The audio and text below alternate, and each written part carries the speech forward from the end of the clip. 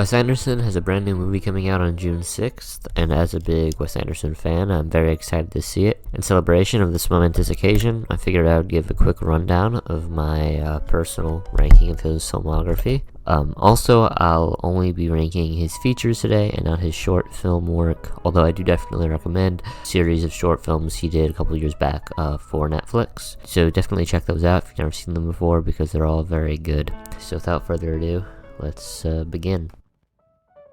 Wes Anderson's 10th feature, The French Dispatch, faced a rather tumultuous time in post-production after numerous delays due to the COVID-19 pandemic. It was his first film in live action since 2014's The Grand Budapest Hotel. It's reasonable to say then that he had a lot of expectations to live up to, and The French Dispatch did ultimately release in the fall of 2021 after almost a year and a half of delays. The film does play into a lot of what people love about Wes Anderson. It's super heavy on his signature style, which is something that his films has consistently been playing into more and more the years have gone on. While the reliance on style is a criticism for some, I personally have never been particularly bothered by it, as I do feel he often has more than enough substance, story-wise, to back up the style. However, here, I do think it is a bit too style over substance. It's very obsessed and focused on creating this really hyper-exaggerated version of, like, the 1970s in France. It looks stunning, and there are countless sequences that are done very creatively in the presentation and lead to a lot of really iconic visuals. The narrative device of the film is focused around a newspaper, with each segment being a different story from said paper. Wes's only anthology movie, and personally I do find the stories within it to be particularly weak. I don't really find myself getting invested in any of these characters and their stories, given just how little time they all have. The newspaper narrative device feels kind of weak to me as well, feeling more like an excuse to make an anthology rather than an actual strong narrative thread that I care about really whatsoever. The cast is great as always.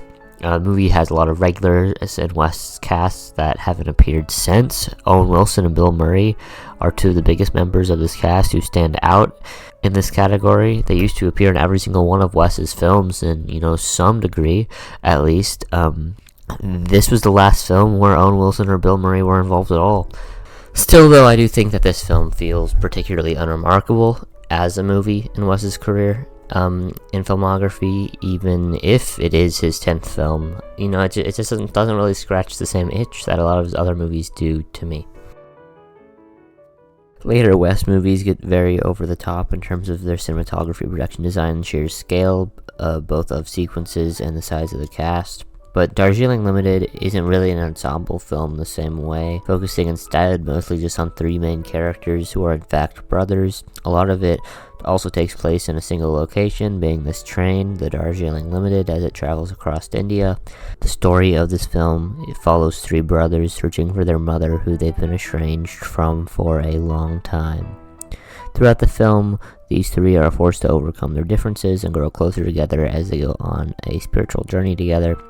There's some fun and iconic sequences throughout, and some really emotional moments too, but it does feel slightly more forced than a lot of Wes's other films do to me, which feel more effortlessly compelling.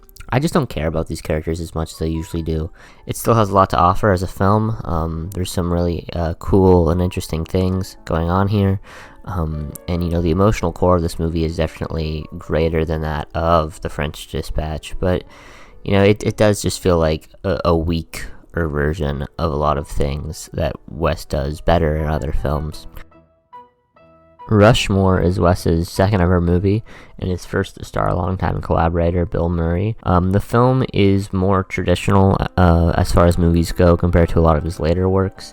It follows Jason Schwartzman as high school student Max Fisher in his very first ever role. It's kind of strange to see Schwartzman at such a young age, but he does really give it his all and make the movie what it is. The same goes for Murray, who plays a man whose kids go to the same private school as Max, Rushmore Academy, and the film is really about this relationship and eventual rivalry that unfolds between these two characters as they both begin to chase after the same woman, an elementary school teacher at the school. It's kind of strange as far as premises go, given the age difference between Max and this teacher, but I do feel like the movie pulls it off to some degree, and Schwartzman and Murray have pretty excellent chemistry and camaraderie with each other, and both bring out different elements of each other's personalities that they're often forced to hide otherwise.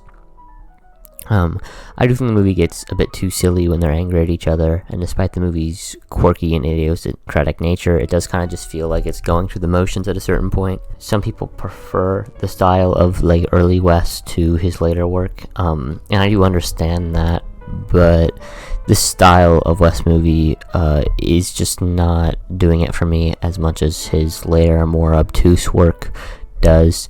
I just find this a lot more uninteresting than his later stuff, honestly. It is still a good coming-of-age movie, a good quirky indie movie, but it doesn't really manage to stand out from the crowd in any real meaningful way.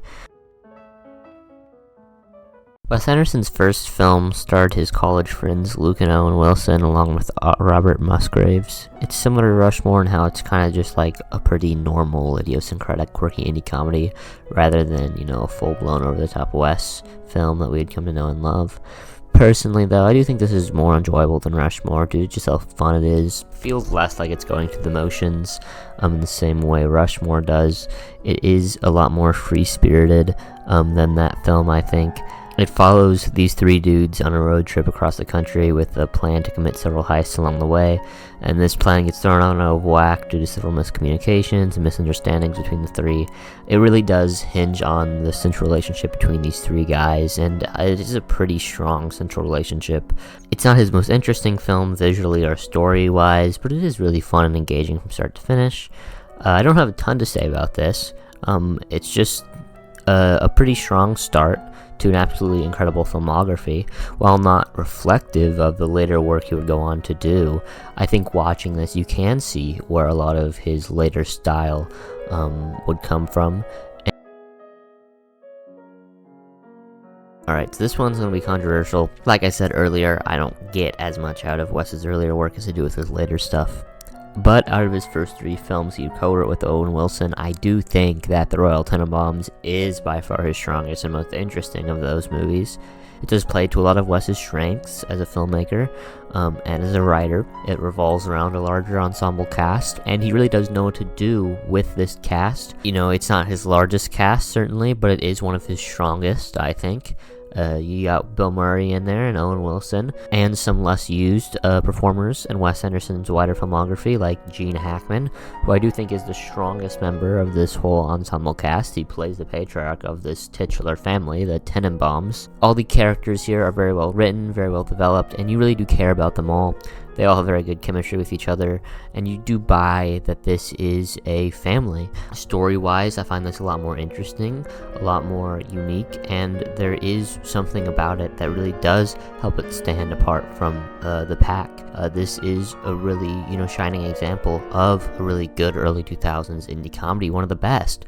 But it's not, what I look for in a Wes Anderson movie. It's clear here he hadn't come into his own yet as a filmmaker and as an artist, as he would in later efforts. It is still a great film, but it's not quintessential Wes Anderson to me, which all the other movies on this list from this point forward are. Grand Budapest Hotel is Wes's biggest hit, commercially and critically, as I said earlier. And it might come as a surprise then that it doesn't even crack the top 5 for me in terms of my personal favorite Wes. I mean, that might be especially strange to some people considering how undeniably Andersonian it is. It really leans into his style extremely heavily. So over the top, so kitschy. The hotel that the film takes place in, the Grand Budapest, really stands out amongst his filmography for just how much it plays into the film as a singular location for the story. It really makes full use of this hotel throughout its runtime, and it cements it as one of the most iconic set pieces in any Wes film, period. The color grading is something people often point at too in this film. It isn't the first Wes movie to have a particularly distinct color palette, but it is probably the most iconic of any of his color palettes. It's often considered synonymous with his filmmaking style as a whole. There's so many iconic sequences throughout this too. I mean, the ski chase sequence, the shootout in the hotel, it's just so undeniably iconic. Then why is it not one of my favorites? I mean, stylistically, it's undeniably one of his strongest outings, but story-wise, it's a tad bit unremarkable to me. And not to say the movie isn't fun and engaging, it is, and it's probably Wes's most high-octane and thrilling movie to date. It has this incredible energy about it that keeps it so engaging throughout its whole runtime. But it does lack a lot of the things I love and look for in Wes Anderson movies. It doesn't have that same heart and emotional core that I find so endearing in my favorite Wes movies. Not not to knock any of the characters or the actors in this movie. I mean, there are some incredible performers in here, and they bring their A game, both classic editions and newcomers alike. I find this movie is more focused on crafting a rousing and adventurous story rather than focusing on the hard-hitting dramatic elements that I love so much about my favorite of his movies. Honestly, a lot of the complaints of style over substance that a lot of people have about my favorite Wes Anderson movies are the same complaints I have here. It's strange to me that this is the one that is considered to stand apart from the pack, to overcome those complaints, to overcome that style over substance thing, when in my eyes it's the one that plays into those the most. It's still great, don't get me wrong, but it's just not personally what tickles my fancy out of all of his movies. Fantastic Mr. Fox is Wes Anderson's first animated film, and although it was a bit of a flop on its first release, it's no doubt become one of his most undeniably iconic films. The movie is stop-motion animated, and it uses its style to create sort of an uncanny valley effect. Wes used real animal fur on the puppets rather than the commonly used synthetic fur. This gives the puppets a sort of ripple-like effect when animated and adds an almost surreal quality to the animation. A stop-motion animation is really the perfect medium for Wes because it allows him to have complete control over the world the film takes place in compared to live action, which is somewhat limited due to the boundaries of real life. Aesthetics-wise, I would say that his animated features are the ones that feel the most Wes Anderson, due to the complete control that he has over nearly every element. The story itself is also very emblematic of what I love the most about my favorite Wes Anderson movies, which is the emotional core of the story. The movie's an incredibly fun, action-packed time, but it is first and foremost focused on the relationships between Mr. Fox and the people in his life, as well as the struggles to let go of the past and accept who he is and where his life has gone. Despite the film being animated, you really connect these characters as if they were real people. It's a really emotionally investing story, often more so than a lot of Wes's live-action works, in my opinion. The movie's based on the book of the same name by Roald Dahl. I'm a big fan of Dahl's work, and I have to say, out of all the attempts to capture the same atmosphere as his writing, I think Wes Anderson is by far the best at it. It really is a match made in heaven, in my opinion. Wes Anderson's other stop-motion animated film, Isle of Dogs, is next on my list. This may surprise some, because the film isn't widely regarded as one of his best works. A lot of people don't even consider it to be in the same league as Fantastic Mr. Fox. All the things I love about Mr. Fox are present here. All the characters are easy to connect to and relate to. There are very strong character arcs throughout the film. And that's pretty crazy, specifically because this movie is about literal dogs. I mean, not anthropomorphic dogs, literal canines. I mean, it is animated. I mean, it's not so novel in the sense that, oh, you care about talking animals, you know, like that's something a lot of movies do. But what's interesting here is that it's about a bond between a boy and these dogs.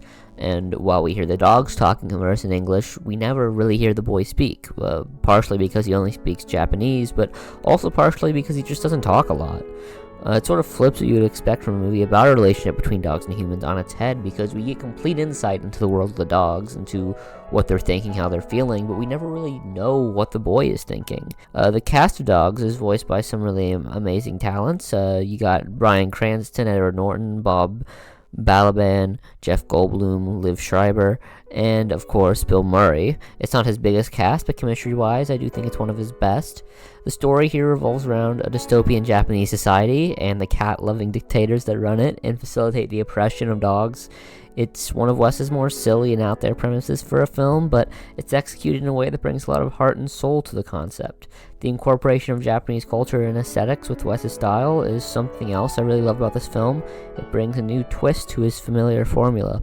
If Fantastic Mr. Fox showed how good a stop-motion Wes film can be, this movie just expands on everything that movie does and goes even further with it. It's definitely one of his most interesting and unique films in my opinion, and it also goes pretty unappreciated in his wider catalog.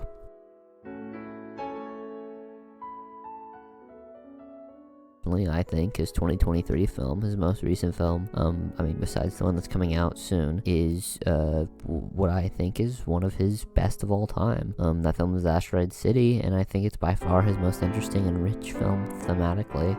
It's strange to me that out of all his films, this is the one people call too samey and borderline parody of his work, because to me it's no doubt the one that innovates the most on its typical formula, and in fact flips it on its head. I hate to sound overly pretentious, but I truly think most people don't get this movie. It's far more interesting and complex than people give it credit for. It's extremely meta, being a rendition of a radio show broadcast about the creation of a play, which itself uses a narrative device of aliens contacting Earth to try and reckon with the meaning of human existence. So throughout the film, we watch as these actors, the characters in the movie, try to make sense of this very heady and sometimes nonsensical narrative and what exactly it's trying to say, and whether or not it succeeds with all the high concepts ideas it has. And at the same time, the movie's making a direct comment on the artistic process and the drive to try and create something truly special and revolutionary. When I first watched this, I immediately knew that it stood out amongst Wes's filmography as a sort of metatextual commentary on his own career up to that point. It's sad to me this is his lowest ranked movie on Letterboxd, because not only is it his most interesting film thematically, it's also his peak creatively as well, in my opinion. It takes place in an Arizonian desert town, or rather a farcical creation of an Arizonian desert town. This really allows Anderson to have full control of the environment in a way he usually doesn't have in his live action work. The cast is phenomenal as well, being his most expansive one by far, but somehow everyone meshes so well together. All in all, this is definitely one of my favorite Wes films, and one that more people need to see for what it is. It's a truly phenomenal work. Wes Anderson's fourth film, The Life Aquatic with Steve Zissou, is the first he wrote with independent filmmaker Noah Baumbach. It feels a lot closer to the quirky and idiosyncratic stylings his later work would have, compared to those that he wrote with Owen Wilson, that stars Bill Murray in the lead, which is the only time he played the lead in one of Wes Anderson's films. And he really does commit so much to this performance. And he plays a famous oceanographer and documentarian who goes on an undersea expedition in search of an elusive jaguar shark that killed his partner. The majority of this film takes place in one central location, this research ship, and despite how limited it is in its scope, it really makes full use of its location and constantly reinvents it throughout its runtime. The aesthetic and design of the ship is very distinctly Andersonian, and because of the limited scope of the location, it allows Wes to have full control over every aspect of it. The film is very thrilling and filled with adventure throughout. It's very high octane, but it does have slower and more emotional moments. The emotional core is one of his strongest, I think, focusing on Steve Zissou and his relationships with the people on board the ship with him, the majority of whom play a role in both his professional and personal life. And we kind of see those lines being blurred throughout the film, and the whole cast has a really fantastic chemistry with each other, and the character arcs and developments with the relationships between one another are constantly built upon and developed with the whole film. It really knows how to make full use of its expansive cast. No one ever falls by the wayside, despite how many people there are here. The movie was very criticized on its release for being too overly quirky and artificial, and while it's true that this is the first Wes Anderson movie that really leaned into the heavily constructed and meticulously created world, as well as the first to really double down on the quirkiness and idiosyncratic nature, I could not disagree more with the notion that the humanity present in his first several films is somehow lacking in this one. Honestly, I think there's a lot more humanity in this than, say, the Royal Tennenbaums. It feels so human despite how clearly constructed it is. In fact, it may feel all the more human because of that constructed nature. It's not my favorite Wes Anderson though, and that honor goes to a slightly later entry in his catalog.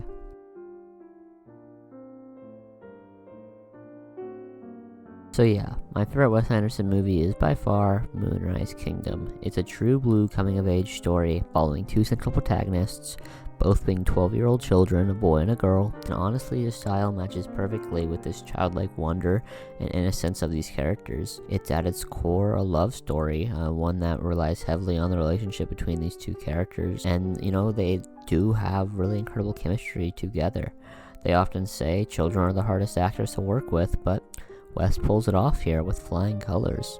He knows how to write children and capture that mindset, and the story in this film is about these two children who decide to run away together in search of a better life. It is the perfect premise to put these characters in, as it shows their naivety towards the world and their intense desire to have some kind of agency in their own lives. It's simple, and not the most creative thing in the world, but the places it goes with the premise is really what makes it so special. It's a thrilling film at points, and one that I get really invested in. The aesthetics of this film are really great too, with the movie taking place in this mid-20th century New England island. It does feel very West, but there's something about it that really allows it to stand on its own, apart from his wider filmography.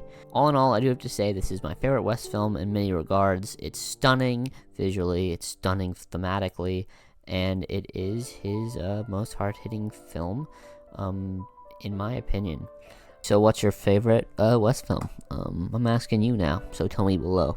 I'm looking forward to the Phoenician Scheme, and I hope that you're looking forward to it as well. Goodbye, and I don't know when my next video is going to be, but maybe soon. Maybe it's going to be another 5 months. Who knows?